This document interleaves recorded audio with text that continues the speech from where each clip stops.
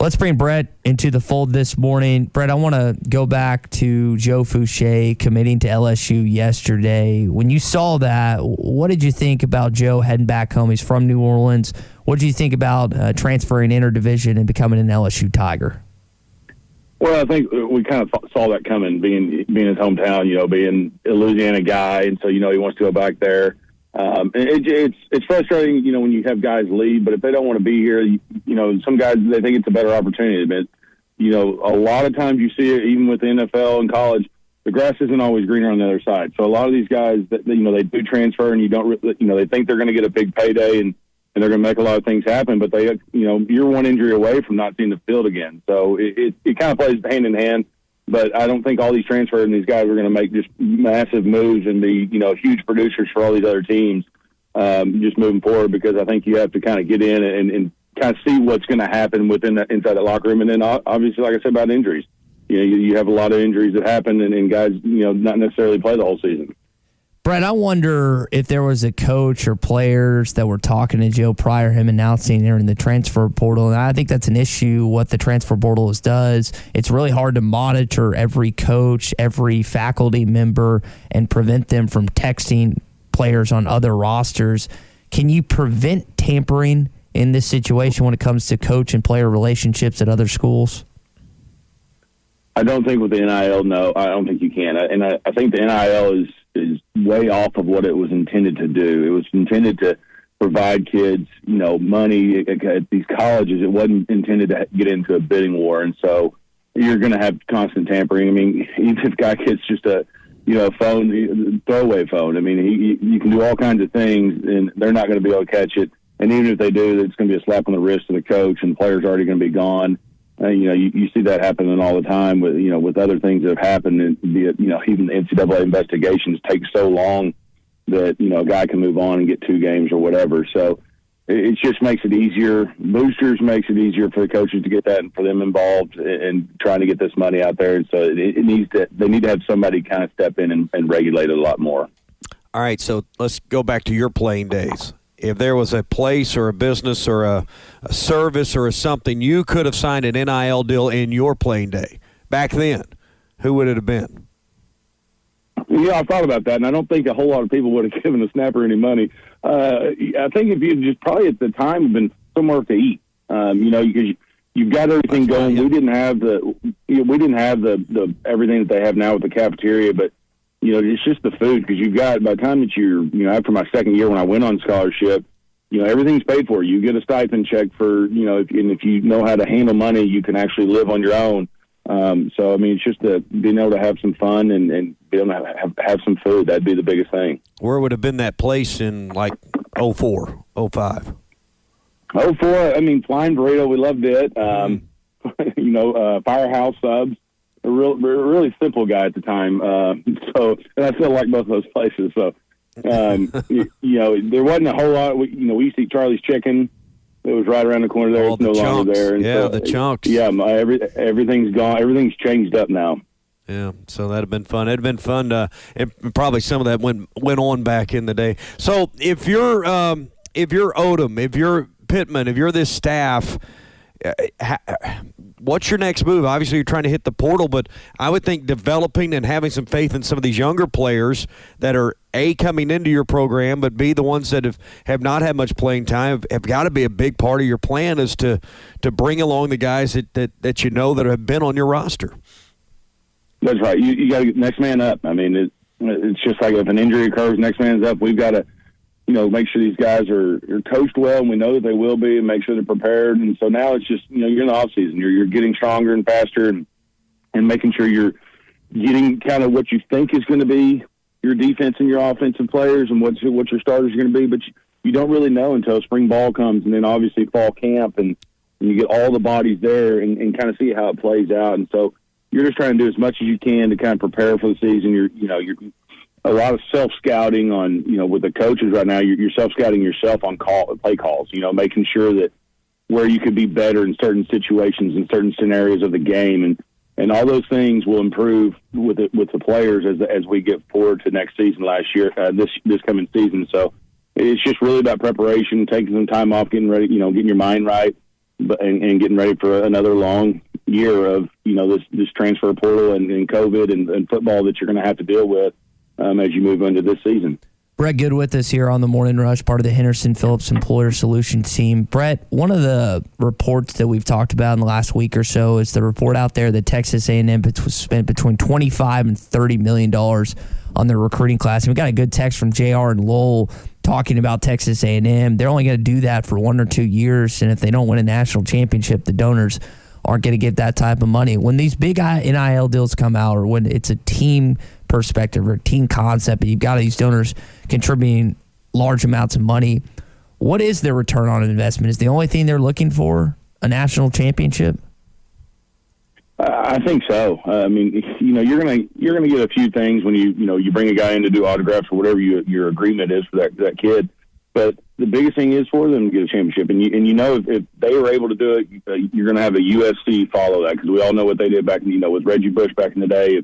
They were doing it back then, and then you're going to have Texas and all these other schools that are going to jump on and just try and buy a championship. But I don't think these schools necessarily try and buy a championship every year. So does this provide them with a championship next year? Probably not. But as this recruiting class gets into year 2, 3, or 4, maybe they do. And so you're going to have to kind of figure out the balance of that, of how much you're working out money and how long it's going to take. Because again, those guys could transfer next year. And so, it could change up the whole thing. Those guys aren't loyal to that check. They're going to get their money and get paid, and then they're going to be gone into another deal. And so those are the kind of things you're going to have to play with. Brett, we're seeing this basketball team struggle in conference play and really just in the last couple games outside of the conference, but it's a sold-out Bud Walton Arena. When you look at what Arkansas has, I've seen a few emails, a few texts about them trying to sell season tickets for Razorback football. How much easier do you think it's going to be for the foundation and the Razorback ticket office compared to years past with how much success this football program had in 2021? Well, I think there's a lot of excitement. So, and you've got tailgating back from a year, the year before you didn't have it, and everything. The atmosphere was so great. You were able to have a Texas in and have a full capacity crowd with everything that went on before the game and after the game. So there's a lot of excitement. And, I've heard even people down there at the bowl game, there was so much excitement around this football program. And so I think that's what you're going to see. I think it makes it easier. Obviously, every time you win, it makes it easier to sell tickets. But I think people are going to want to be there more and do more things. But they have to watch it on the prices. You're obviously going to want to take advantage of it and have a price increase, but you can't do too much to where you take away your average fan that comes in that is going to be there at every game, and that is not just coming to the big-time games. Yeah. NFL playoffs get underway this weekend. I know you're got a close eye on the Packers. Which matchup are you most excited about watching this weekend?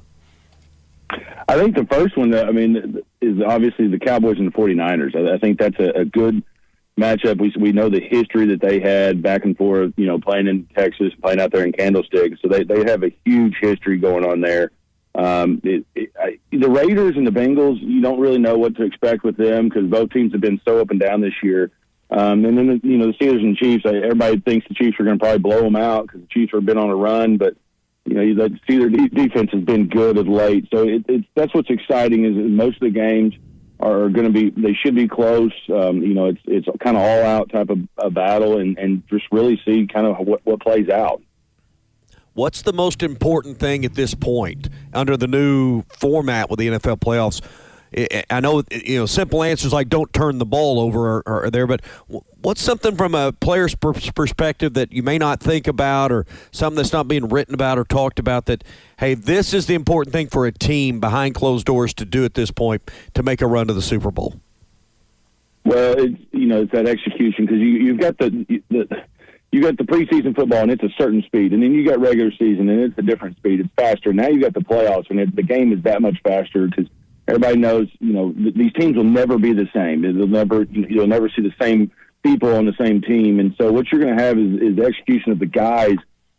They got there to this reason because they're good. They know, each other. They play off each other, and these teams are good. They deserve to be in the playoffs.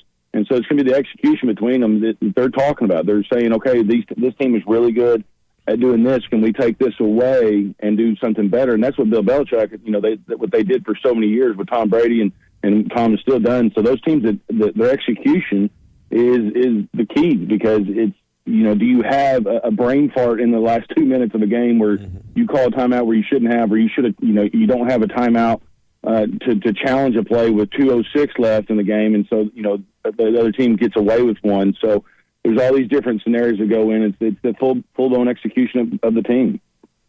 You got a Super Bowl picked out, one you like. What matchups do you like? Who do you like to come out of each conference?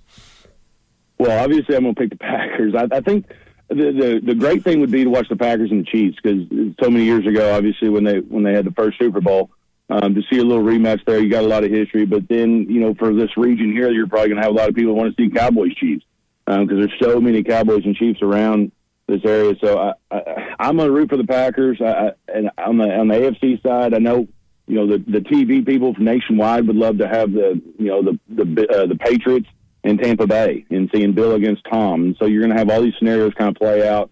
And even if it works out and the Cowboys have to go to Green Bay next week, all the history, even if that playoff game, it'd be kind of crazy to just kind of see all this history kind of unfold before our eyes. All right, Brett Goode with us. He's with us every week at this time. Hey, you're the specialist now when it comes to team benefits at your workplace. So if you're listening this morning, you're the HR person, you're the small business owner, you need someone to help with retirement plans, group life, health, Brett, you're the guy to call. Yeah, it's a fun time of year to be able to talk to all these different people and see what kind of plans they have, and really just kind of break it down and make a good game plan for them, and try and get the best benefits out of it, and try and get the most out of each benefit plan for each company. And so it's really fun, and would love the opportunity to talk to someone. And talk a little football while you're at it. 651-2292, that's Brett's direct number. Call or text anytime. 651-2292 for Brett Goode with Henderson Phillips. Enjoy the games this weekend. We'll talk next week. All right, sounds good. Thanks. BetOnline would like to wish you a happy new betting year as we continue our march to the playoffs and beyond. BetOnline remains the #1 spot for all the best sports wagering action for 2022. New year and a new updated desktop and mobile wagering to sign up today and receive your 50% welcome bonus on your first deposit. Just use our promo code BELIEVE to get started. That's BLEAV. From football, basketball, hockey, boxing, and UFC, right to your favorite Vegas casino games. Don't wait to take advantage of all the amazing offers available for 2022. BetOnline is the fastest and easiest way to wager on all your favorite sports. BetOnline, where the game starts.